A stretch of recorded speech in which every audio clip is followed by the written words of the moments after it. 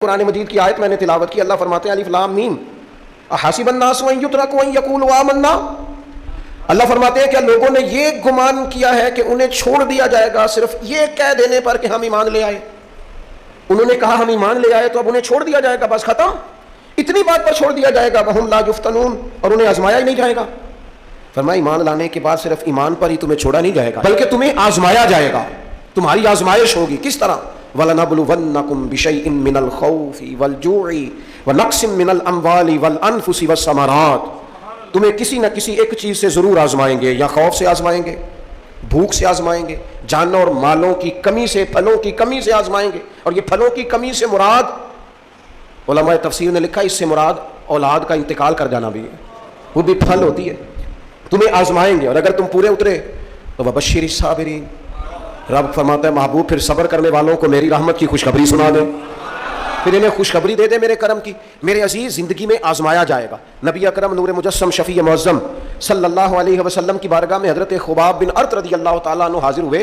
حضور خانہ کعبہ کے ساتھ ٹیک لگائے بیٹھے تھے تو حضرت خباب عرض کرنے لگے یا رسول اللہ اتنی تکلیفیں آ رہی ہیں, کافر اتنا ستا رہے ہیں, ہمیں پریشان کیا جا رہا ہے, ہم سخت آزمائش میں. حضور آپ اللہ کی بارگاہ میں دعا کیوں نہیں کرتے ہمارے لیے؟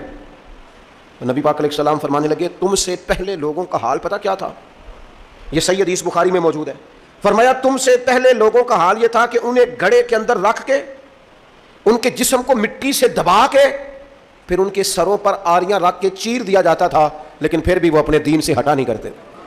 نبی پاک علیہ السلام فرمانے لگے تم سے پہلے لوگوں کا یہ عالم تھا کہ ان کے جسم لوہے کی کنگھیوں سے کریت دیے جاتے تھے, ان کا گوشت اتار دیا جاتا تھا, لیکن وہ اپنے دین سے ہٹنے کو تیار نہیں ہوتے تھے. یاری تیری سونا پر ازمائشاں تیریاں اگ, اے سونا پرکھیا جامدہ ہی پہلو نال اگاں دے لگ. اپنی زندگی میں تیار رہیں ذہنی طور پر آزمائش کے لیے, تیار رہیں, مزاج بنائیں. جب بندہ پہلے سے تیار ہوتا ہے نا, اس کا خیال ہوتا ہے کہ آزمائش آ گئی تو میں نے صبر کرنا ہے, پہلے سے اس کی تیاری ہوتی ہے, پھر وہ ذرا گھبراتا نہیں, پریشان نہیں. ہم تیار نہیں ہیں ذہنی طور پر. ہر بندے کو سکھ چاہیے, ہر بندے کو. بلکہ ہمارے ہاں تو لوگ کہتے ہیں مرید ہو رہا ہوں تاکہ میری طرف تکلیف کوئی نہ آئے. تو میں کیا کرتا ہوں, پہلے پیر سے پوچھ لو اسے کبھی آئی ہے کہ نہیں. اگر اسے آئی ہے تو پھر اس کا مطلب ہے تمہیں بھی آ سکتی ہے. لوگ نماز اس لیے شروع کرتے ہیں, کہتے ہیں میں 5 نمازیں بھی پڑھتا ہوں, میں صدقات بھی کرتا ہوں, کام میرا پھر نہیں چلتا. تو میں کہتا ہوں تمہیں پتہ ہی نہیں, نمازی کے لیے تو آزمائش ہے. جتنا ایمان کامل اتنی آزمائش بھی زیادہ. اور یہ میں اپنے پاس سے نہیں کہہ رہا. حضرت ابو سعید خدری رضی اللہ تعالیٰ عنہ فرماتے ہیں میں نبی پاک علیہ الصلوۃ والسلام کی خدمت میں حاضر ہوا اور حضور کے دستے مبارک کو چومنے کے لیے میں نے اپنے ہاتھ جب آگے کیے تو تپش تھی, تیز بخار تھا نبی پاک کو. تو حضرت ابو سعید خدری رضی اللہ تعالیٰ عنہ ارشاد فرماتے ہیں کہ میں نے, یہ سنن ابن ماجہ میں موجود ہے, فرماتے میں نے عرض کیا یا رسول اللہ صلی اللہ علیہ وسلم اتنا تیز بخار؟ حضور فرمانے لگے ہم پر جو آزمائشیں آتی ہیں نا انبیاء پر, وہ عام لوگوں سے دگنا آتی ہیں. یہ تو لاڈلے ہیں, یہ تو محبوب ہیں اللہ کے. فرمایا عام لوگوں سے دگنی آزمائش آتی ہے, لیکن فرمایا ہمارا رب بڑا کریم ہے, ہمیں اجر بھی ڈبل ہی عطا کرتا ہے, ہمیں اجر بھی ڈبل ہی عطا کرتا ہے. تو حضرت ابو سعید خدری کہتے ہیں موقع اچھا تھا, میں نے ایک سوال بھی کر دیا. میں نے کہا یا رسول اللہ صلی اللہ علیہ وسلم بتائیے نا بھلا دنیا میں زیادہ آزمائشیں کن کو آتی ہیں؟ تو حضور فرمانے لگے سب سے زیادہ آزمائشیں اللہ کے انبیاء کو آتی ہیں, نبیوں کو آتی ہیں. حضور اس کے بعد فرمایا اس کے بعد جو ان کے زیادہ قریب ہوتا ہے اسے آتی ہیں. لوگ کیا سمجھیں گے امام حسن کی آزمائش کو, لوگ کیسے سمجھیں گے سیدنا امام حسین کی آزمائش. فرمایا جو ان کے زیادہ قریب ہوتا ہے اسے زیادہ آزمائش آتی ہے. تو حضور کے سب سے قریب تو امام حسن ہے نا, امام حسین ہے نا. تو کیا سمجھتا ہے قربت بس نسبت کے اظہار کا نام ہے اور بڑے لطف کے ساتھ زندگی گزارنے کا نام ہے؟ تو نبی پاک علیہ الصلوۃ والسلام نے فرمایا بات بڑی مزے کی ہے. فرمایا پھر اللہ کے بعض بندے تو ایسے ہوتے ہیں جنہیں اللہ فقر میں مبتلا کر دیتا ہے. فرمایا ان کے پاس صرف ایک چادر رہ جاتی ہے, اتنا فقر ان کے پاس آتا ہے, لیکن جو حدیث کے آخری لفظ ہے نا وہ وجد والے ہیں, وہ وجد والے ہیں, وہ سرور والے ہیں. ہمارا یہ مزاج ہوتا ہے کہ میٹھا میٹھا کھا جاؤ اور ذرا کڑوا آ جائے تو سویرے بھی رہو شام بھی رہو, حال ہی کوئی نہیں, غریبی بڑی, پریشانی بڑی, حضرت صاحب گھر سے بیماری جاتی نہیں. اور جناب کیا بتائیں, بعض لوگ تو ایسے ہیں جن کی بات سن کے لگتا ہے زندگی میں کبھی سوئی ہی نہیں, اتنے بڑے بڑے دکھ سناتے ہیں. وہ خدا کی رحمت کا بھی تو ذکر کرنا, خدا نے جو تیرے اوپر انعامات کیے ہیں ان کا بھی تو ذکر کرنا, ان کا تذکرہ ہی نہیں کر رہا میرا بھائی. نبی پاک علیہ السلام نے فرمایا ان لوگوں پر دکھ آتے ہیں پر قربان ہونے کو جی چاہتا ہے ان لفظوں پر. حضور فرمانے لگے وہ رب کی طرف سے آنے والے دکھ پر بھی اس طرح راضی ہوتے ہیں جس طرح تم میں سے کوئی راحت ملنے پر راضی ہوتا ہے. سکون والی چیز ملنے پر جس طرح تم راضی ہوتے ہو اس طرح وہ دکھوں پر بھی راضی ہوتے ہیں. دکھ قبول محمد بخشا, دکھ قبول محمد بخشا. پر ایک شرط لگائی چھوٹی سی میاں صاحب نے, انہوں نے کہا 100 دفعہ قبول ہے، دکھ 100 دفعہ قبول، دکھ قبول محمد بخشا پر راضی رہن پیارے، یہ شرط یہ ہے کہ تو راضی رہ، تو راضی رہ، دکھ قبول محمد بخشا راضی رہن پیارے۔ اور حضرت سلطان صاحب کہنے لگے ایسا کیتی ہے جان حوالے رب دے، ایسا عشق کمایا ہے اسی مرن تو پہلو ہی مر گیا، باہو تا مطلب نو پایا ہے، ہم نے تو پہلے سے ہی نتیجہ نکال دیا۔ تو سکون ڈھونڈنے نکلا ہے، تو چاہتا ہے زندگی میں آرام مل جائے۔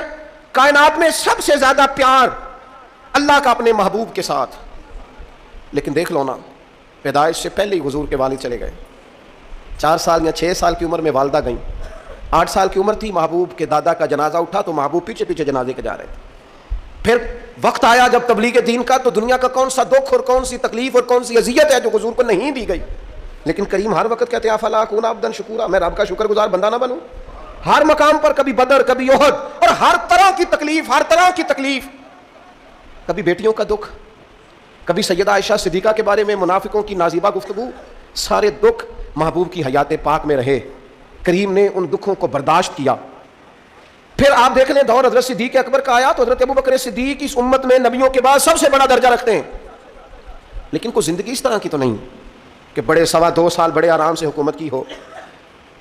منکرین زکوٰۃ سے لڑنا پڑا حضرت ابو بکر صدیق کو، آزمائش تھی، لوگ منکر ہو گئے زکوٰۃ کے، حضرت صدیق اکبر لڑے، ختم نبوت کے تحفظ کے لیے لشکر تیار کیے، بہت سارے مسائل کا سامنا کرنا پڑا، صبح دن راتیں جناب ابو بکر نے مشقت کر کے خلافت اسلامیہ کو مضبوط کیا۔ دور حضرت عمر کا آیا، ساری دنیا مدینہ منورہ میں اندر سے دروازے بند کر کے سخت گرمی میں سوتی ہے، اور جناب عثمان غنی کہتے ہیں کہ میں نے فاروق اعظم کو 60 سال کی عمر میں دیکھا کہ مال غنیمت کے 2 اونٹ دوڑ گئے تو عمر بھاگے جا رہے ہیں، ان اونٹوں کو لے کے آ رہے ہیں، اور میں کہتا ہوں جناب آپ آرام کرتے، ساری دنیا سو رہی ہے، فرمایا سویا کرتا تھا کبھی خلیفہ بننے سے پہلے۔ عمر کسی غلام کو کہہ دیتے، تو چونکہ پیار تھا نا، یارانہ تھا نا، حضرت عثمان بڑی محبت سے کہتے ہیں، امیر المومنین کسی غلام سے کہتے ہیں اگر مال غنیمت کے اونٹ چلے گئے تھے تو لے آتا، تو حضرت عثمان کے کندھے پہ ہاتھ رکھ کے جناب عمر رو پڑے، کہنے لگے یار یہ حضور کے دین کی امانت بڑی ذمہ داری ہے، لے او سجنا اساں توڑ نبھائی، اساں جان بھی دتی تیرا تیرے، یہ بڑی ڈیوٹی ہے، یہ بڑی ذمہ داری ہے، میں کیسے غلام کو بھیج دیتا، مسلمانوں کا مال ہے، جب ڈیوٹی میری ہے تو کیسے کسی کو بھیجتا۔ یہ آزمائش ہے، یہ دکھ ہے۔ 22-24 لاکھ مربع میل کے حکمران حضرت عثمان غنی، ان کا دور آ گیا، یعنی وہ شخص جس نے چڑھتی جوانی میں بھی نظریں جھکا کے رکھی، اور جس شخص نے اپنا سارا مال دین پر قربان کر دیا، اس کے گھر کا گھیرا تنگ کر لیا گیا۔ بہت بڑی ذمہ داری حضرت عثمان پر آئی، بڑی۔ اور جناب عثمان غنی کا حال یہ ہے کہ 40 دن گزر گئے، جس شخص کے اپنے ذاتی مصارف لاکھوں کروڑوں میں لوگوں پر خرچ ہوتے ہیں، 40 دن سے اس نے کھانا نہیں کھایا، اسے ڈھب اور سلیقے سے روٹی پانی نہیں ملا، گھر میں قید ہیں۔ لوگوں نے کہا عثمان ہمیں اجازت دے دیں ہم لڑیں، کہنے لگے کیسے دے دوں، حضور کا مدینہ اور میری وجہ سے خون بہہ جائے، بس میرے اوپر آئی ہے تو میں نبھاؤں گا، یہ ذمہ داری ہے۔ کہا پھر عثمان خلافت، فرمایا یار یہ بھی میری مجبوری ہے، میرے نبی پاک نے فرمایا تھا عثمان اللہ تمہیں قمیض پہنائے گا، لوگ اتارنا چاہیں گے، دیکھنا اتارنا نہ، وہ قمیض نہ اتارنا، کیسے چھوڑ دوں۔ حضرت عثمان بھی شہید ہو گئے، جناب عمر بھی شہید ہو گئے، حضرت علی المرتضیٰ شیر خدا وہ کیا 9-10 سال کی عمر سے حضور کے ساتھ چلے، ہر غزوے میں، ہر میدان میں، ہر جہاد میں، ہر جگہ آگے آگے۔ ان لوگوں نے دین سے نفع نہیں لیے۔ حضرت علی المرتضیٰ شیر خدا تو کوفے کی جامع مسجد کے پاس کھڑے ہو کے کہتے تھے میری کوئی بندہ زیرہ خرید لے، امیر المومنین کہہ رہے ہیں میری طامت زیادہ پھٹ گئی ہے، اب تو پیوند لگنے کی جگہ بھی کوئی نہیں بچی، یہ زیادہ پھٹ گئی ہے، اگر مزید پیوند لگ سکتے ہوتے تو میں زیرہ نہ بیچتا، یہ میری زیرہ کوئی خرید لے، کوئی خرید لے زیرہ۔ حضرت مولا علی شیر خدا 63 سال کی عمر مبارک، اور جب کوفے میں آپ کو خنجر لگا، زخم لگا، تو لوگ بیٹے کو بلاتے ہیں، آواز دیتے ہیں، لیکن جناب شیر خدا مولا علی مرتضیٰ مشکل کشا العطا حضرت علی المرتضیٰ شیر خدا زیر لب ہلکا سا مسکرائے، ادھر دیکھیے گا، اور مسکرا کے پتہ کیا فرمانے لگے، کہنے لگے فزت برب الکعبہ، لو بھائی کعبے کے رب کی قسم علی کامیاب ہو گیا ہے، کامیابی مل گئی۔ آج بات امام حسن کی آئی، امام حسن کو زہر دیا گیا، انتڑیاں نہ کٹ کٹ کے باہر گر رہی، اس شہزادے کی جس نے حضور کی گود میں عمر گزاری، محبوب کے کندھوں پہ رہنے والے حسن ابن علی، جناب امام حسین حاضر بارگاہ ہوئے تو ہاتھ پکڑ کے بھائی کا چوم کے رو پڑے، بھائی پیارے بھی تو بڑے ہوتے ہیں نا، بڑے پیارے ہوتے ہیں، اور ان لوگوں کا منصب بڑا انوکھا ہے، شدید تکلیف ہے۔ تو امام حسین کہتے ہیں میرے بھائی حسن بتائیے آپ کو زہر کس نے دیا، رو کے پوچھتے ہیں، بھائی کا ماتھا چوم کے امام حسن رو پڑے, کہنے لگے حسین میری مجبوری ہے, میں تمہیں نہیں بتاؤں گا. کہا کیوں؟ فرمانے لگے اس لیے کہ اگر وہ نہیں جس پر مجھے شک ہے تو پھر کسی بے گناہ کا نام کیسے لے دوں, اور اگر وہی ہے نا جس پر مجھے شک ہے تو پھر میں تمہیں نہیں بتاؤں گا, میرا رب بڑا بہتر انتقام لینے والا ہے, پھر بھی نہیں بتاؤں گا. کیا کروں, کیسے بتا دوں, مصطفیٰ کا نواسا ہوں, میں پڑھتے ڈالنے والی ماں کا بیٹا, میں شیر سے زیادہ جگر رکھنے والے علی کا پتر, میں کیسے بات کر دوں. بس زخم پہ زخم کھا کے جی خونے جگر کے گھونٹ پی, اور سجنا آہ نہ کر لبوں کو سی, یہ عشق ہے کوئی دل لگی نہیں. میرے نبی پاک صلی اللہ تعالیٰ علیہ وآلہ وسلم نے ارشاد فرمایا, اللہ تعالیٰ دین میں جو لوگ سخت ہوتے ہیں نا ان پر مشکلیں بھی سخت ڈالتا ہے. یہ حدیث پاک آپ کو مسند امام احمد بن حنبل میں ملے گی, ابن ماجہ ترمذی میں ملے گی. فرمایا جتنا کوئی دین میں سخت ہوتا ہے اتنی اس کی مشکلات بھی سخت ہوتی ہیں, اور جتنا کوئی نرم ہوتا ہے اتنی اس کی مشکل بھی تھوڑی ہوتی ہے. حسین ابن علی بڑے سخت تھے نا دین میں, جاندار تھے نا دین کے معاملے میں, اللہ نے مشکل ڈالی. امام علی مقام کی باری آئی, بڑی منت کی حضرت عبداللہ ابن عمر نے, رو کے کہا حسین نہ جاؤ. تو امام حسین رضی اللہ تعالیٰ عنہ نے فرمایا نہیں, اب میری ڈیوٹی لگی ہے تو جانا تو میں نے ہے نا, ذمہ داری تو پوری کرنی ہے. امام علی مقام رضی اللہ تعالیٰ عنہ نے اس ساری مشقت کو دیکھا. گھر چھوڑنا بڑا مشکل کام ہے, گھر چھوڑنا. وہ جہاں انسان رہا ہوتا ہے نا والدین کے ساتھ, جہاں وقت گزارا ہوتا ہے, کبھی بندہ بوڑھا بھی ہو جائے تو خوابیں اپنے پرانے مکان کی آتی ہیں. خواب بھی کبھی آئے نا تو وہیں گھومتا انسان اپنے آپ کو پاتا ہے. لیکن امام حسین نے کہا کہ بس اب وقت آیا ہے تو اب یہ چھوڑنا ہے. ہم نہ قربانی دیے بغیر پاس ہونا چاہتے ہیں, ہم کوئی مشقت سہے بغیر نمبر لینا چاہتے ہیں, ہم کوئی کام کیے بغیر رتبہ پانا چاہتے ہیں. ایسا ہوتا نہیں نا, یہ ممکن نہیں. آپ تاریخ پڑھیں نا انبیاء کی, حضرت نوح علیہ السلام نے 950 سال محنت کی ہے, اور میں سورہ ہود دیکھتا ہوں تو میں وہ انداز دیکھتا ہوں جس طرح کفر ان سے بات کرتا تھا. بڑی جدوجہد کی حضرت نوح نے, لیکن پتہ ہے دکھ اس سے بڑا کیا دیکھا, اپنا بیٹا ہی کافر ہو گیا. مالک امتحان ڈالتا ہے تو بڑے بڑے, اور حضرت نوح نے اپنے بیٹے کو ڈوبتے دیکھا, کہا مالک میرا بیٹا. فرمایا نہیں, یہ تیرا ہے ہی نہیں, تیرے طریقے پر نہیں تو تیرا کیسے ہوگا. کسی کی نسل کہلانے کے لیے تو اس کے عقیدے پر ہونا ضروری ہے, تیرا نہیں. حضرت نوح نے مشقت دیکھی. واتخذ اللہ ابراہیم خلیلا, ابراہیم اللہ کے پیارے ہیں نا, لیکن زندگی پوری پڑھ کے دیکھ لو, ساری کی ساری مشقت مصائب سے بھری ہوئی, آزمائشوں سے لدی ہوئی. کبھی انہیں قوم آگ میں ڈالتی ہے, اور کبھی 86 سال عمر ہو گئی تو اولاد کوئی نہیں, اور دعا مانگ کے رب بیٹا وہ دیتا ہے جس کی پیشانی میں نور محمدی چمکتا ہے. اچھا پہلے دیا نہیں, اب دیا. فلما بلغ معہ سعیا, اور جب وہ ذرا ساتھ چلنے کے قابل ہو گیا, ہر بندہ کہتا نہیں منون خیر ہے میرا پتر جوان ہو گیا. جب وہ بیٹا ساتھ چلنے کے قابل ہوا تو فرمایا ذبح کرو نا ذبح. تھوڑی دیر کے لیے دل پہ ہاتھ رکھ کے بتاؤ, بچے کو بخار چڑھ جائے تو نیند نہیں آتی, مائیں منتیں مانگتی پھرتی ہیں, روتے پھرتے ہیں باپ, بچے کی طبیعت ٹھیک نہیں, فقط بیمار ہے, اور جسے یہ کہا جائے ذبح کر. جناب ابراہیم تیار ہو گئے اور بیٹے کو ذبح کر دیا, چھری چلا دی. وہ تو مالک نے کہا کہ ابراہیم تم پر سلام ہو, تم نے اپنا خواب سچ کر دکھایا ہے. ساری زندگی دیکھیں نا آپ آزمائشوں سے بھری. ادھر آ جائیں نا, جناب ایوب ہیں, کتنے بیمار ہو گئے, کتنے بیمار ہو گئے. 12 سال گزر گئے طبیعت خراب کو, 8 دن کے بخار میں لوگوں کے شکوے, 12 سال بیت گئے, دکھ قبول محمد بخشا.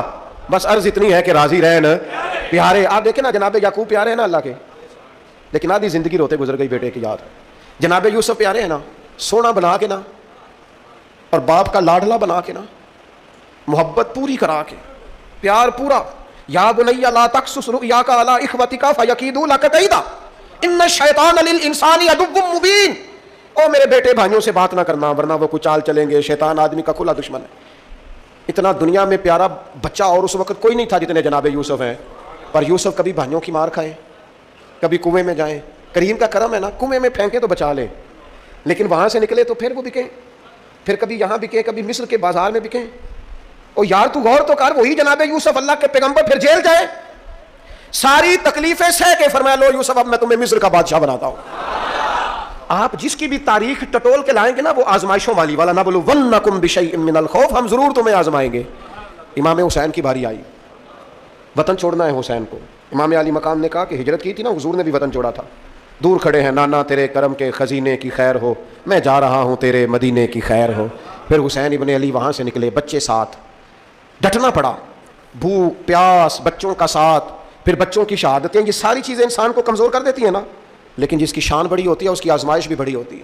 چھوٹی چھوٹی باتوں سے گھبرا جانے والی امت، ذرا ذرا سی بات پر پریشان ہو جانے والے لوگ، لڑکھڑاتے قدم، الجھے خیالات، بے چینیاں، بے قراریاں، بہتے آنسو، اور ہر وقت مظلومیت کا اظہار کرتی قوم اگر اپنے قدموں پہ کھڑا ہونا چاہتی ہے، امت اگر پھر سے امت سازی چاہتی ہے، امت اگر کھڑے ہو کے اور اللہ کی عطا پر راضی رہ کر اپنی زندگی گزارنا چاہتی ہے، ایک ہی فارمولہ ہے، اس قوم کو امام حسین کی سیرت سے آگاہ کر دو، اس امت کو نبی پاک کے شانوں والے نواسے کی عظمتیں بتا دو۔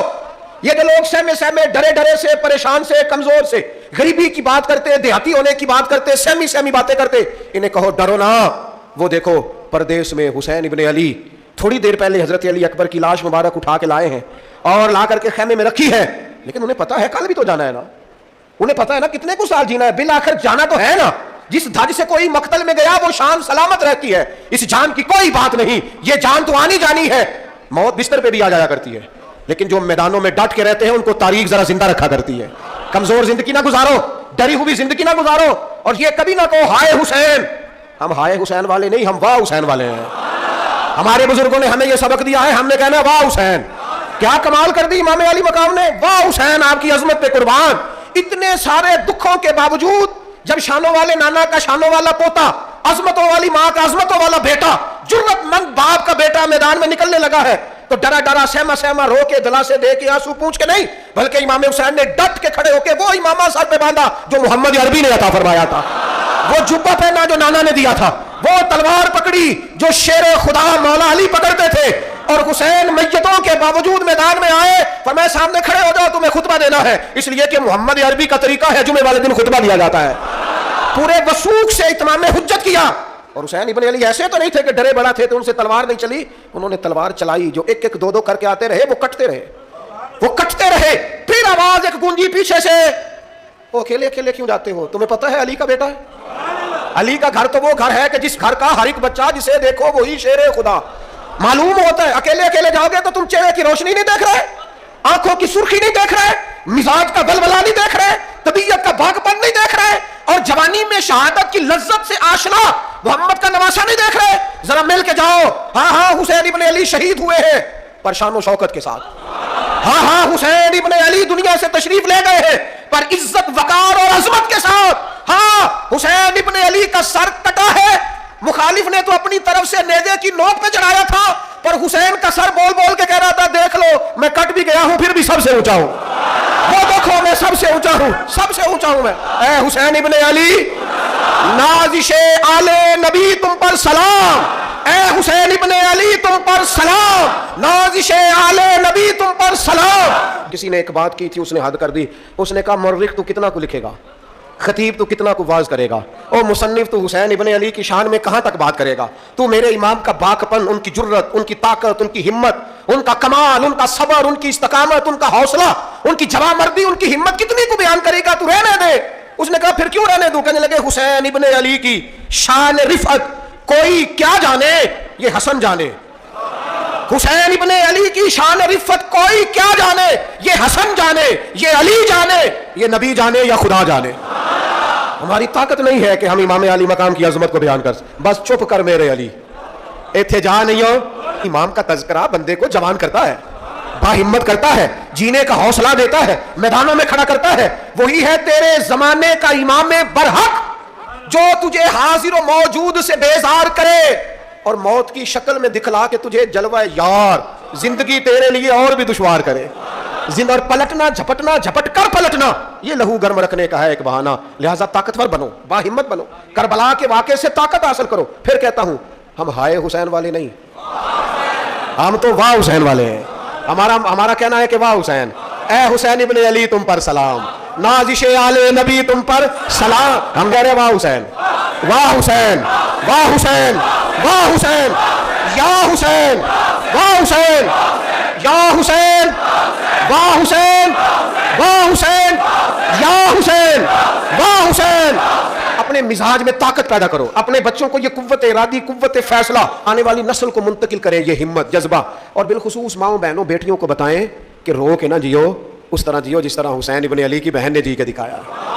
دربار یزید میں جناب زینب نے جب خطبہ پڑھا نا، دربار دمشق میں وہ زینب کا خطاب ممبر پہ علی بول رہے ہوں جیسے، انہیں کہو کہ ذرا تھوڑا باہمت وقت گزاریں، باہمت، کہیں نہیں ڈگمگائی میرے امام کی بہن، کہیں کمزور نہیں پڑی، طاقت، ہمت. اور انہوں نے بتلایا ہے کہ رو کے وقت نہیں گزرتا، وقت تو چھا کے گزارنا چاہیے. مشکلات کے سامنے میرے حضرت صاحب کا ایک شعر ہے، فرمایا کرتے تھے تجھے کیا ڈر ہو ہے اختر، تیرے یاور ہیں وہ یاور، مشکلوں کو جو تیری خود گرفتارے بلا کر دے. وہ تو مشکل کو مشکل میں ڈال دیں گے جن کو ہم نے مانا ہوا ہے، مشکل کو مشکل میں ڈال دیا جاتا ہے.